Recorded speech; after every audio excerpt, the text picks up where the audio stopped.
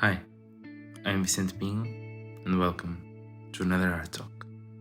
Grab your sketchbook, grab your paper, grab your iPad, grab your stylus, and draw along if you want. Use this time to ponder on yourself, ponder on your art, and do it if you want. You know what I've been playing a lot lately? Yeah, it's a small indie game, something you might not know really. It's a small little title. It's Pokemon. I've been playing a lot of Pokemon, actually. I had Scarlet and Violet and Legend Arceus to finish still, and I wanted to get it over with, and I before I went into some other games that I have on my shelf, and it gets kind of hard to go through Pokemon after a while. At least that's how I used to feel before. And trust me, this is not just a weird tangent. Okay. It gets kind of hard to go through Pokemon after a while, just because the games themselves are too repetitive for me personally. They're too formulaic, Going through the main series of the games it's a little tiring and it's not the problem with the mechanics themselves. They work fine. They work well. Actually, they work very well. That's why Pokemon is one of the biggest grossing series ever, right? But it's always the same. After a while, it feels like I'm just playing the same game with different creatures, with different monsters, and the story is not that different. Sometimes it differs a little bit. There's some differences, but the structure is very similar every time, and it becomes so formulaic that it bores me. I feel like it's always a little boring and a little sad when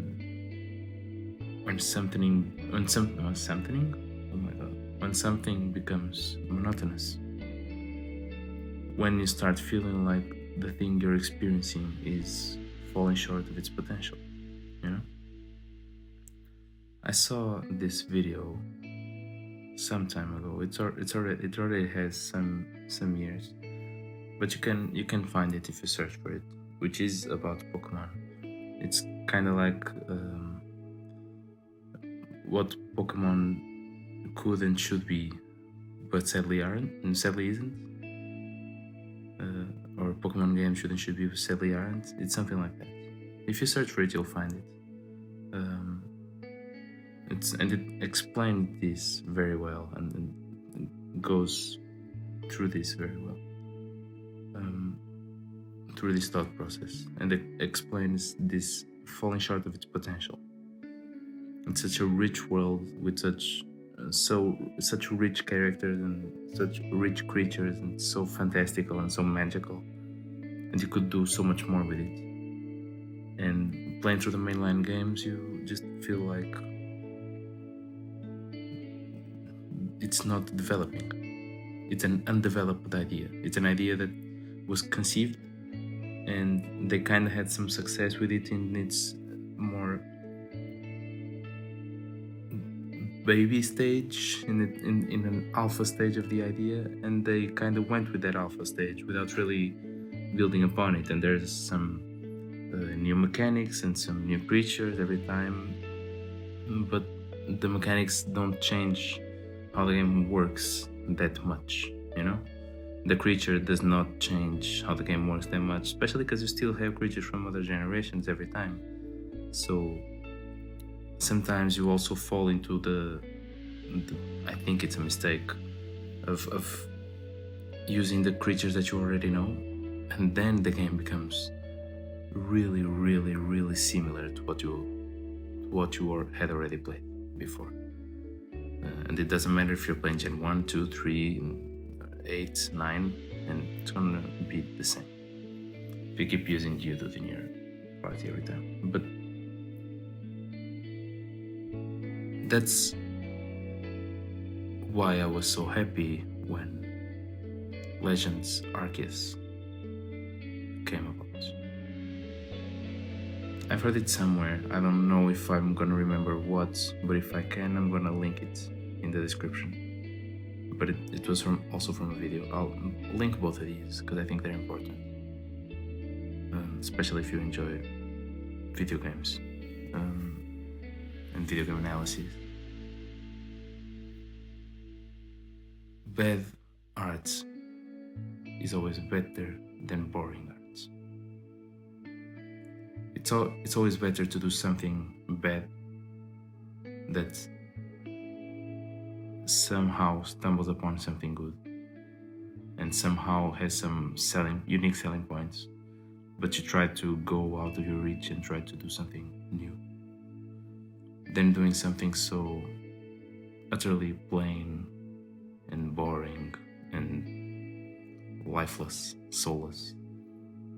You didn't take any risks, you did what everyone else was doing, and your game, your video, your painting, your arts completely flows into the flow of time and becomes instantly forgettable. Maybe it will reach a large audience, maybe a lot of people will watch it, see it, play it, hear it, but they will forget about it the next fraction of a second when something better comes along, and they will never play it or hear it again. I feel like this was the danger of Pokemon. I feel like Pokemon did not go through that danger because it built its company very well, you know. And it is the best that we have at what they do. It always was, with some contestants, but none too serious. And it was the best that we had at what they do, and so people keep buying it. Kind of like when people buy FIFA or Pro Evolution Soccer, like the games are not that different, but they are the best at what they do, or at least people think they are, so they keep buying it. And it's just the same game with updated teams every year, but people keep buying it. But I was happy playing Legends Arceus.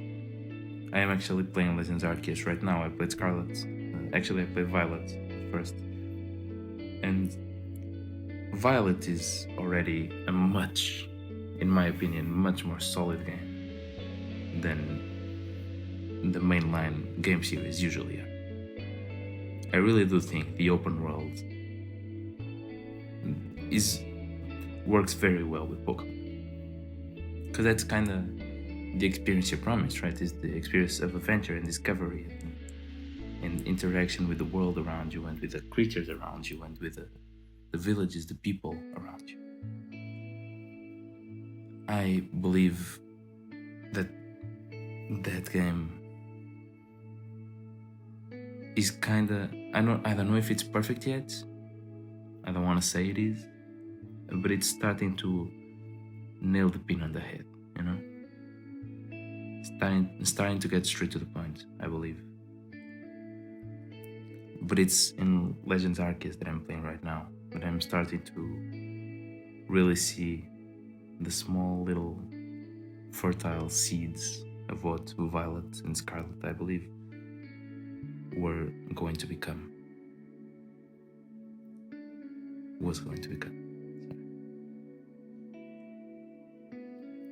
Arceus, Legends Arceus, completely ditches the main mechanics, or mostly, of the game. And you know that by their final boss battle. Spoilers for Pokemon Legends Arceus if you want. I don't know if you care, but there it goes. In the final battle, you want to capture one of the two legendaries, either Dialga or Palkia. And the boss battle is not the usual Pokemon boss battle. The boss battle is the thing you've been doing to quell the frenzies all the other Pokemon lords. You gotta dodge some attacks and throw some bombs at them and try to quell their frenzy, their frenzied state. And that's very in a very Souls-like manner. You're dodge rolling and attacking from a distance. That's kind of what you're doing. And I really enjoy that.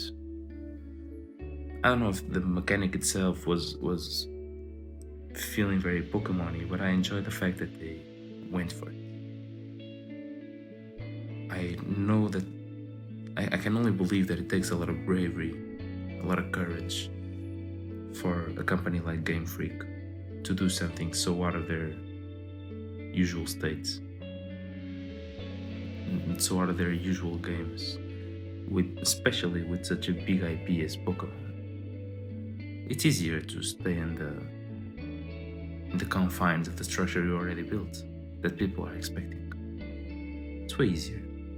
If you already know you can do that thing well, why are you gonna try to do something else? You're gonna. What if you fail? What if it completely disrupts your title in the market? What if Pokemon starts getting a bad reputation because of a bad game? But I was really enjoying it because that was the main mechanic that they applied throughout the whole game. It would not make sense to have a final boss battle be in the same mechanic as a usual Pokemon battle. It would not make sense at all, because that's not what the game has been teaching you to do. And the final boss battle is supposed to be something that tests the abilities that the game has taught you so far. It's the final test of your abilities in the skills that you have been building. And you haven't been building skills in Pokemon battling. You have been building some, but most people who play Legend Arceus have already played so many Pokemon games before that's not where they're gonna build some new skill in Pokemon battling, in type matching, and it may be with a strong or agile attacks, the strong and agile style attacks. But that doesn't really make a lot of difference, other than giving you another strategic layer to it. But it's not like that's the main mechanic of the game. The main mechanic is throwing shit, throwing shit at Pokemon, and dodging attacks from Pokemon. And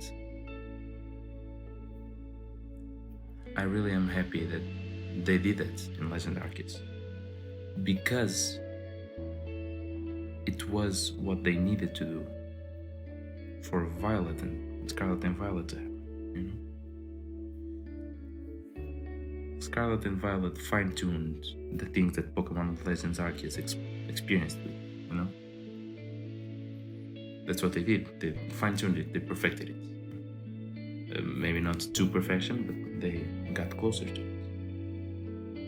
It's the dodge rolling, it's the throwing the Pokeball, it's the feeling like you're actually in the world with the Pokemon. You're not in tall grass and something changes, the scene changes, the new game file is loaded, and now you're in a battle scene. And the battle ends and you go back to the normal scene. And they're completely different and completely separated time zones in your gameplay. That flow between the exploration and the battle has to happen for the Pokemon adventure to feel like what you want to experience. It's important that it does. And I'm so glad for Legend Arceus, because it made that jump in the mainline Pokemon series possible. And that's, after a long tangent, that's kind of the point that I want to get at. You do have to know yourself personally, individually, characteristically, emotionally, and artistically, and know what you're good at. And you have to really grind at it, you had to really work it. I have been feeling lately like my art has more of a creature design inclination, that me personally have more of a creature design inclination. It's not really something I'm very experienced with, so it's kind of what I've been doubling down upon, you know. I'm usually more of a cartoony character artist, you know, and that's my safe zone, because it has been for a long time. But when I scroll through my subscriptions on YouTube, what I don't see really character artists per se. I don't really see cartoony artists. I see some more realistic artists, some fantastical artists. Bobby Rebels, Adam Duff, Steven Zapata, and Bobby Chew. Bobby Chew is a big one. His new channel, Chew on This, not new at this point, but his channel, Chew on This, is amazing. I've been binging his videos all the time. Steven Zapata too. I've been going through his old, they're kind of old now, drawing meditations. I really enjoy it. I think you should check it out. But that's kind of where my mind is at, where my passion is at. Even though it's not necessarily my comfort zone artistically, but I kind of feel like it should be. I kind of feel like it's where I should be taking things for me to feel more fulfilled artistically. And you have to know that at some point in your artistic endeavor, you're gonna stop doing just the schoolwork exercises, the perspective and shading and lighting and color exercises and the texture exercises. And at some point you're gonna have to grow past the fundamentals, and that does not mean you shouldn't keep working on them. I have a lot of fundamentals to work with I guess. Sorry, English is hard today.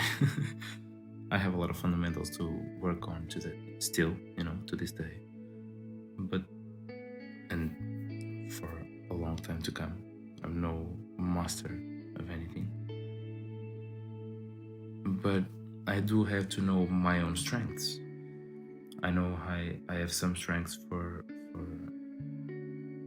expressions, character expressions, and I want to be able to infuse that into my creature art that I've been trying to do. But for now, I'm still trying to get the creature part down, you know.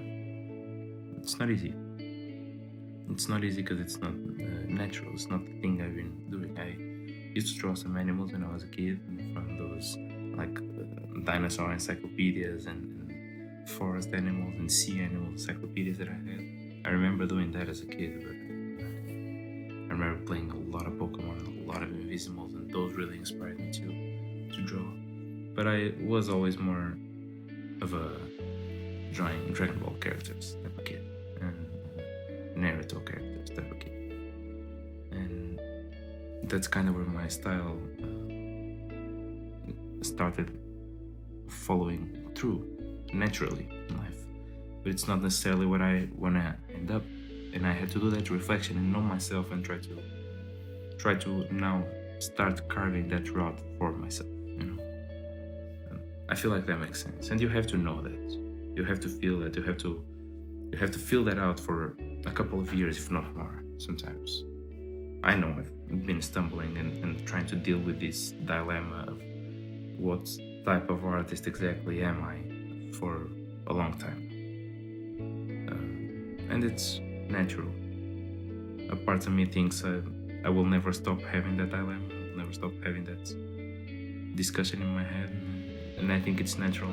I've been trying not to put too much stress into that process, that mental and self-discovery process, you know.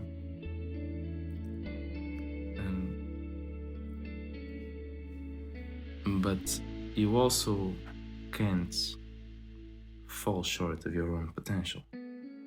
It's not fair to you, it's not fair for the art you make, it's not fair for the world. I think Steven Zapata said this in a video that I watched recently. Doing art is much bigger of an endeavor, spiritually speaking, at least. You're answering to a much bigger call than just the natural monetary vices and goals of the world, you know? The act of creation is a divine act, in a sense. You have to know yourself and do it truthfully, but you can't fall short of what you do. You can't fall short of your own potential. You can't just decide that this level of what I do is good enough for myself and for the world. Maybe it's not. Some artists of history, of art history, if you study it, some artists find the thing that they are good at and they do it for the rest of their lives. But they usually are at their biggest point of importance to art history when they discover the thing that they're good at. And they kind of fall into forgetfulness. And they kind of fall out of art history once they keep doing it. Some artists, however, they're relevant throughout their whole life and their whole artistic career because they keep exploring. It doesn't mean necessarily that you should do character design today and creature art tomorrow and environment tomorrow, and on the next day you're doing some industrial stuff. And no, you gotta know yourself. You gotta know what your niche is, and you gotta know what you want to do. You know, gotta know what type of artist you are and what type of art you want to produce. You gotta know what calls you in a consistent manner so that you can work consistently. But you also have to keep improving, to keep exploring, and to not be afraid of failing at it, because it's part of the process and you are gonna. Doesn't matter how good you are at creature design. You can be very good at insect-like creatures, at mammals, and fish and lizards and amphibians, but tomorrow you want to do a bipedal demon frog creature and you're not nailing it for like a couple of days. You're gonna have to eventually go with the design that you have, even if you're not very happy with it, and try to make it work. And you're gonna have paintings that you hate for your life. Some people are gonna love it, by the way. Some people are gonna think it's some of your best work, especially when you hate it that much. But you're gonna have some paintings, some characters, you're gonna have some pieces of art that you think were not very good. I was not working very well that day. Regardless of your talent, of your experience, of your skill. But don't throw yourself under the bus with fear of failing. Don't throw yourself under the bus with fear of not being capable of doing more, of thinking, I might as well not work on my hand anatomy. My hands are so hard, I'll never be able to do it. Yes, you will. I know I will. I know I use that excuse, that it's too hard to go through the work. But art nowadays does not require that much skill, especially when you go to museums and try to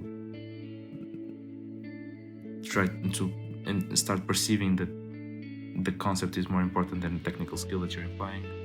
And you kind of use all of this, the state of the art in the contemporary world, as an excuse for your own lack of hard-working, consistent, skill-building drawings. But don't do that. Be honest with yourself. Your art is too important. Your voice is too important for the world for you to not do it at the best level that you can. I really do believe that. Regardless of who I'm speaking to sculptors, I'm speaking to paintings, I'm speaking to musicians, I'm speaking to actors, I'm speaking to designers, I'm speaking to concept artists, I'm speaking to environment painters, and to everyone. You, because you are a person that creates, that has that will, that is willing to follow that dream, whatever you're doing,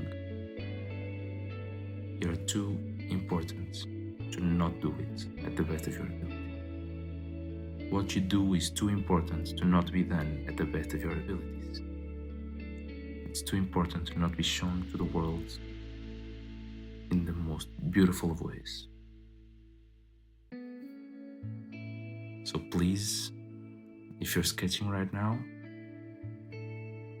and if you're feeling frustrated because you're not getting that feet and that feet anatomy the way you want it, try to take a deep breath, look up some reference, study it, do it better. Go through photography, go through tattoo art, go through design, language. Try to grab as much information as you can, not to change your art, but to enrich it. Do that for yourself, because you're gonna struggle, but you're gonna feel great. But do that for everyone else. We all wanna see you strive. Well, some people don't, but fuck them, right? We all wanna see you strive. The world wants to see you become a great artist, even when it tells you not to. Because what does the world know? It knows nothing.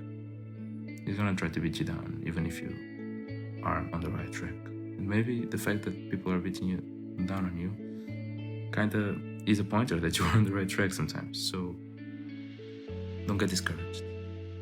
Don't allow other people's thoughts and sentences to get into your head. And do the best. Be the best. I know you can. I'm hoping I can too. I think that's it for today. I hope you enjoyed it. And until next week, I'll see you there.